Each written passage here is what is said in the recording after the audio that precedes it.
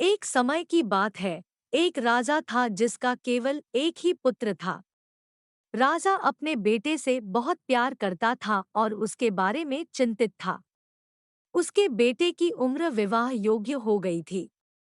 समस्या आपके लिए एक अच्छी पत्नी चुनने में नहीं है, राजा। सुंदरता और दिमाग वाली सैकड़ों राजकुमारियां हैं। तो फिर आप किस बात की चिंता कर रहे हैं? पिताजी राजकुमार से पूछा। राजा ने समझाया, अधिकांश राजकुमारियां असली राजकुमारियां नहीं हैं। उनका खून शुद्ध शाही खून नहीं है।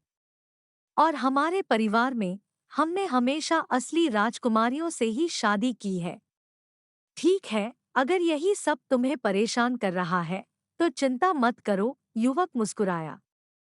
मुझे यकीन है कि मुझे एक असली राजकुमारी मिल सकती है। मैं आज निकलूंगा और अपनी खोज शुरू करूंगा। और ऐसा हुआ कि राजकुमार बड़ी उम्मीदों के साथ निकल पड़ा। वह सुनहरे अयाल के साथ एक शानदार घोड़े पर सवार था। जल्द ही वह उस छोटे से राज्य की सीमा पार कर गया जहां उसका जन्म हुआ था और पड़ोसी देश में प्रवेश कर गया। हीथ्रो के राजा और रानी राजकुमार से मिलकर बहुत प्रसन्न हुए। उन्होंने अफवाहें सुनी थी कि वह दुल्हन की तलाश कर रहे थे और इसलिए उन्होंने अपनी बेटी को उनसे मिलवाने में कोई समय नहीं गंवाया। वह उदास आंखों और पीले रंग वाली एक युवा लड़की थी। आप कुछ दिनों के लिए रुकेंगी, लेकिन पहले मुझे बताएं कि क्या आपकी बेटी शाही खानदान की सच्ची राजकुमारी है? ओह हाँ, राजा ने कहा। व्यावहारिक रूप से यह ठीक है। उनका पूरा परिवार, उनकी दादी शाही वंश से है। उसकी दादी कौन थी? राजकुमार से पूछा। खैर, वह रानी की नौकरानी थी, राजा ने अनिच्छा से उत्तर दिया। राजकुमार ने अपनी निराशा छिपाई, लेकिन वह जल्द ही चला गया।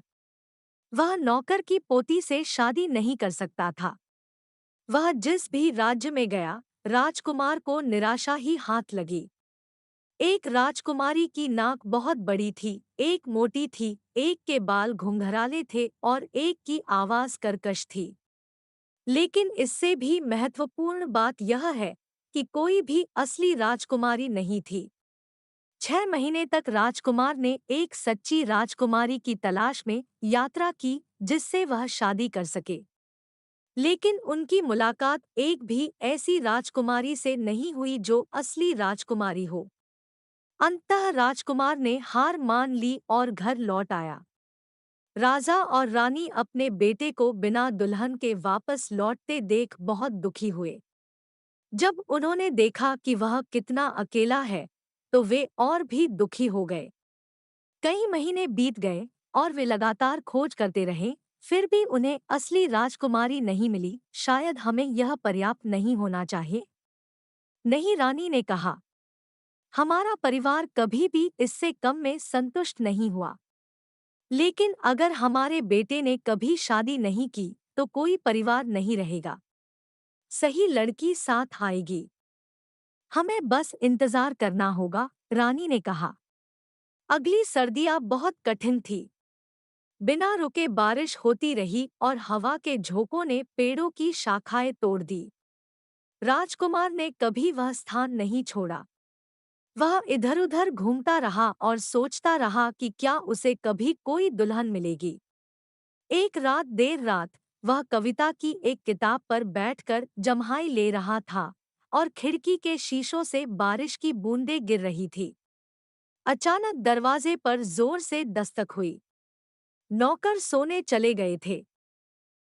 राजकुमार ने स्वयं ही द्वार खोल दिया। बाहर एक खूबसूरत जवान लड़की खड़ी थी। उसने सुंदर कपड़े पहने थे, लेकिन उसके कपड़े भीग गए थे। आपको परेशान करने के लिए क्षमा करें, उसने कहा, लेकिन मैं पास के जंगल में खो गई थी। उसके सुनहरे बाल बारिश से ढीले होकर लटक रहे थे और उसका पूरा शरीर ठंड से कांप रहा था। राजकुमार ने उसकी बिल्लौरी नीली आंखों को देखा और उसके प्यार में पागल हो गया। आप कौन है? उसने पूछा। रोजविल की राजकुमारी, उसने कहा। हम जंगल पार कर रहे थे कि मेरी गाड़ी पलट गई। कोचवान को बहुत चोट लगी और मेरे नौकरानी परिवार को। इसलिए मैंने मदद ढूंढने का फैसला किया और तूफान में खो गया। ठीक अंदर आओ, राजकुमार ने कहा। तब उसने नौकरों को बुलाया और उन्हें गाड़ी ढूंढने और कोचवान और नौकरानी की मदद करने के लिए भेजा। यही वह लड़की है जिससे मैं शादी करना चाहता हूँ, उसने राजा और रानी से एक तरफ कहा। हम देखेंगे, राजा ने कहा। राजा, रानी और राजकुमार देर रात के नाश्ते पर रोजविले की कथित राजकुमारी से मिले। राजकुमारी ने कहा, आप मुझ पर बहुत दयालु हैं। यह कुछ भी नहीं है, राजा ने कहा। बस हमारा कर्तव्य है। उसने लड़की को ध्यान से देखा। मुझे नहीं लगता कि मैं आपके देश को जानता हूँ। क्या रोजविल यहाँ से बहुत दूर है? राजकुमारी ने अपने देश का वर्णन किया, जो दूर पहाड़ों में बसा हुआ था।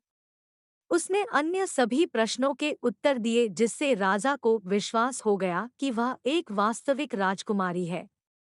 राजकुमार को बहुत पहले ही आश्वस्त कर लिया गया था। वह उस लड़की के प्यार में इतना पागल हो गया था कि खाना खाना भी भूल गया था। लेकिन रानी इतनी आसानी से आश्वस्त नहीं हुई। उसने लड़की का परीक्षण करने का निर्णय लिया। इस खराब मौसम में यात्रा करने की कोशिश करना मूर्खता होगी। रानी ने राजकुमारी से कहा, मैं तुम्हारे लिए एक कमरा तैयार कर दूंगी। राजकुमारी ने स्वीकार कर लिया और रानी जल्दी से अतिथि कक्ष में चली गई। उसने बिस्तर से गद्दा हटाने का आदेश दिया। उसने एक छोटी बीन ली और उसे बिस्तर के बीच में रख दिया और बीन के शीर्ष पर 20 सबसे नरम गद्दे रखने का आदेश दिया। प्रत्येक गद्दे में सबसे नरम हंस के पंख भरे हुए थे। हम देखेंगे क्या होता है। जब राजकुमारी बिस्तर पर चढ़ी तो रानी मुस्कुराई। अगली सुबह रानी राजकुमारी का स्वागत करने गई। आप कल रात कैसे सोए थे? उसने युवा लड़की से पूछा। मुझे कहने में शर्म आ रही है, लेकिन मेरी रात बहुत खराब रही, थकी हुई लग रही राजकुमारी ने उत्तर दिया। मैं एक पल भी नहीं सो सकी, मैं बहुत असहज थी। गद्दे के नीचे कुछ सख्त था। मैंने उससे बचने की कोशिश की लेकिन वह चाकू की तरह मेरे अंदर घुस गया। मेरा शरीर चोटों से ढका हुआ है।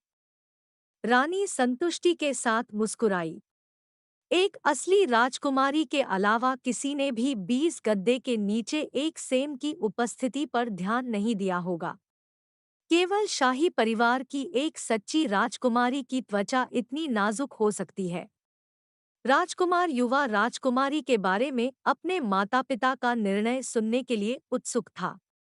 जब रानी ने अपने बेटे को सुप्रभात चूमा, तो उसने उसके कान में फुसफुसाया, यदि यह युवती तुम्हें पसंद है, तो आगे बढ़ो और उससे तुमसे शादी करने के लिए कहा। वह एक असली राजकुमारी है। इसमें कोई संदेह नहीं हो सकता। राजकुमार दौड़कर राजकुमारी के पास गया और उससे अपने प्यार का इजहार किया। राजकुमारी ने भी यह कबूल करने में कोई समय नहीं गंवाया कि उसे उससे प्यार हो गया है। शादी अगले वसंत में आयोजित की गई थी और ऐसा कहा जाता है कि कुछ शाही जोड़े रहे हैं। वह बीन, जो नवविवाहितों के लिए इतनी खुशियां लेकर आई, उस देश के सबसे मूल्यवान खजानों में से एक बन गई।